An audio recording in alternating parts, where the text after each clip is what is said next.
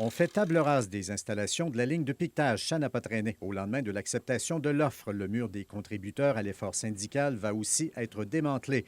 Les agents de sécurité d'ABI sont toujours en poste un peu plus loin, mais sans plus vraiment personne à surveiller. Alors que la paix industrielle va revenir à ABI, le gouvernement juge qu'il est temps de parler investissement et est prêt éventuellement à offrir une aide financière. Je sais que la compagnie a des projets depuis plusieurs années.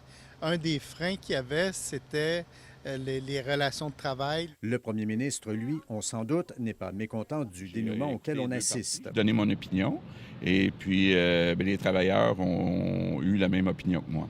À ce moment-ci, la compagnie dit concentrer toutes ses ressources au rappel des employés et au redémarrage. Et suivant ce qu'on avait observé durant le conflit, des réaménagements physiques ont été réalisés dans l'aluminerie en lien avec la réorganisation du travail introduite par la compagnie.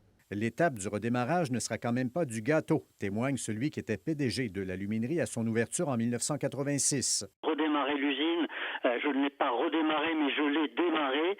Je sais que ça demande beaucoup d'efforts de la part du personnel, donc je souhaite à tout le monde bonne chance. La relance d'ABI est une bonne nouvelle pour Sural, usine de transformation d'aluminium voisine. Elle est en faillite et fermée depuis février. Un consortium de 5 repreneurs serait intéressé à la repartir dans les plus brefs délais et sans doute à rescaper les 60 emplois qu'on y comptait. Écoutez, c'est une usine qui est relativement nouvelle, puis qui est à côté d'une aluminerie qui utilise de l'aluminium à chaud. À Bécancour, si les choses devaient soudainement se mettre à mieux aller, on ne s'en plaindra surtout pas. Louis Cloutier, TVA Nouvelle, Bécancour.